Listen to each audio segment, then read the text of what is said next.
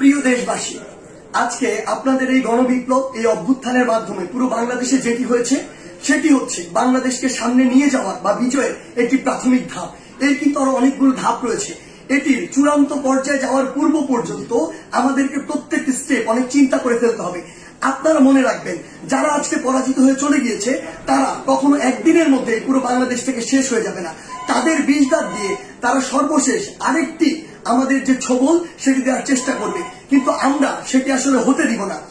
আপনাদের একটি জিনিস মনে রাখতে হবে যে পুরো বাংলাদেশের যে সংখ্যালঘু ভাই বোনেরা রয়েছে তাদেরকে নিরাপত্তা দেওয়ার আপনাদের দায়িত্ব নিতে হবে। তাদেরকে যেন কেউ স্পর্শ না করতে পারে, এটি দিয়ে কোনো ইস্যু যেন তৈরি না করতে পারে।